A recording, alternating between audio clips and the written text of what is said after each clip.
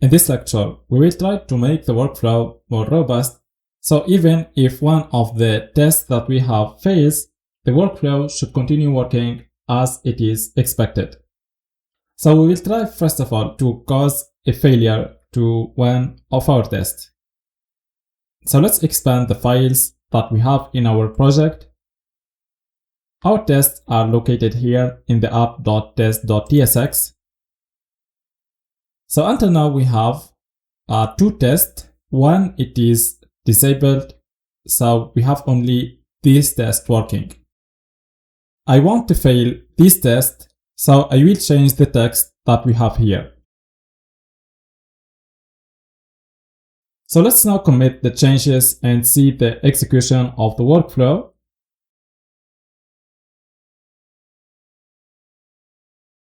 So the commit message can be, for example, change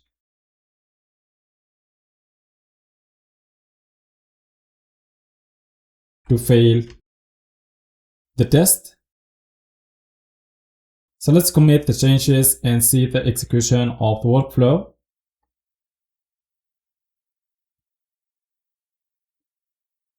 So now the changes was successfully committed. Let's see the execution of the workflow.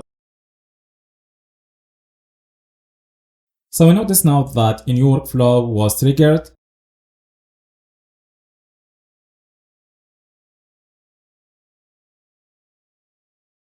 So we still have here two jobs, one for unit test and the second one is for code coverage. So let's see the execution of the unit test job.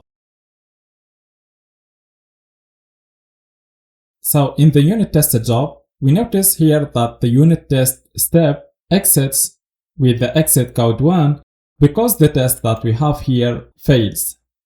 So this step exits with the exit code 1 and the next step are skipped, so it doesn't upload any report. Let's move now to the execution of the code coverage job. For the code coverage job, all the steps are completed successfully, but here if we check the code coverage step, so we see here that we have an error, but it was completed successfully because we have set the continue on error keyword to true. But the next step for uploading the code coverage report, here it says that it doesn't find any folder or file called coverage to upload. And that's because the V8 tool that we use here for code coverage doesn't generate any report if one of our tests fails. We can change this behavior by setting the report on failure keyword to true in the vtest.config.ts. So here in the coverage section, I will set the report on failure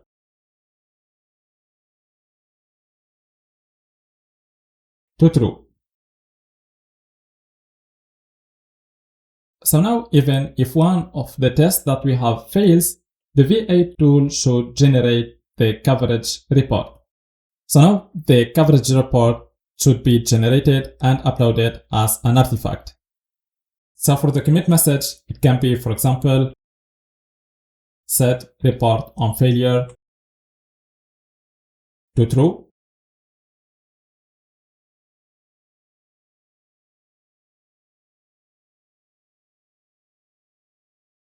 So now we should have a new workflow triggered.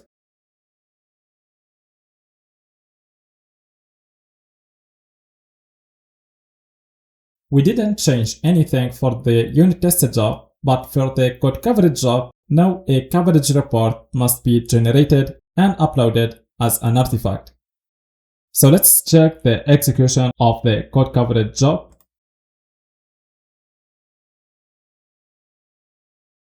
For the code coverage step, it still have an error, but the error is ignored using the continue on error keyword. Let's move now to the next step for uploading the coverage report.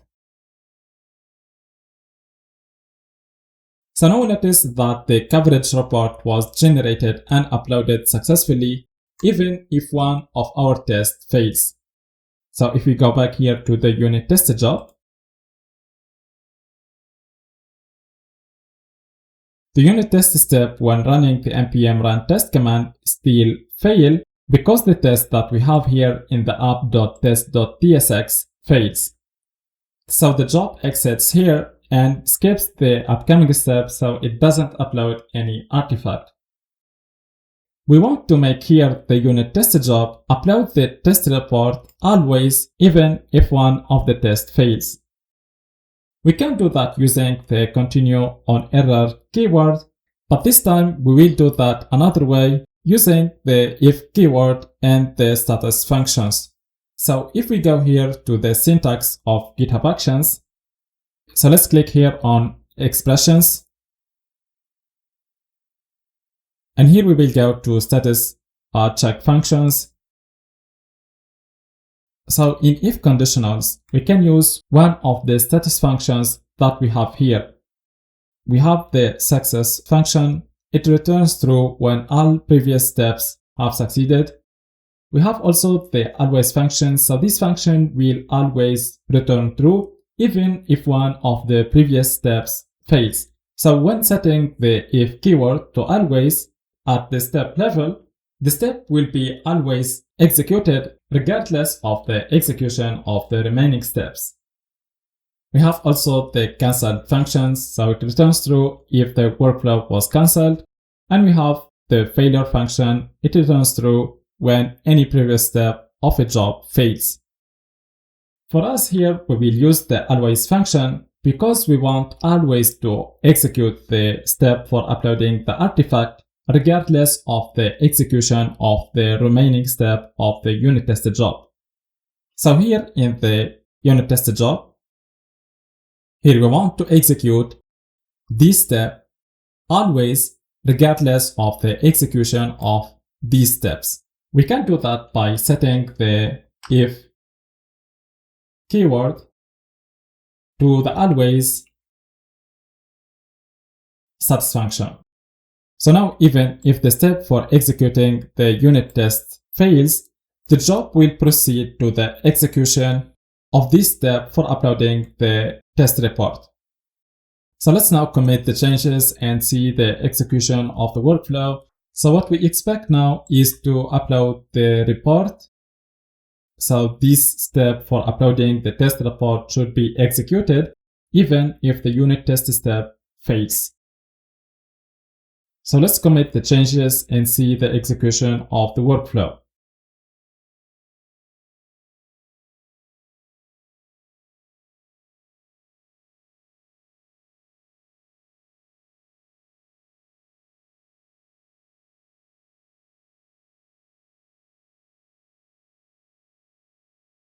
So the changes was committed successfully and a new workflow should be triggered.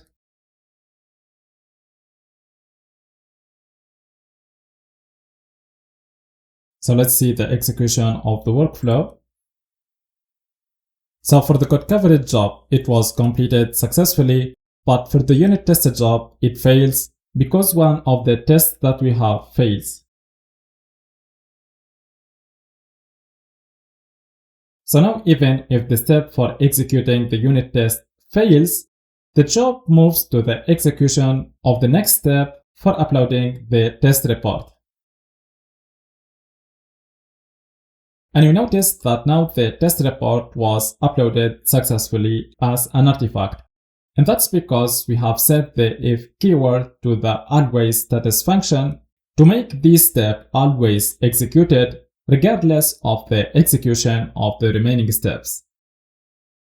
So that's all for this lecture. Thank you very much and see you next time.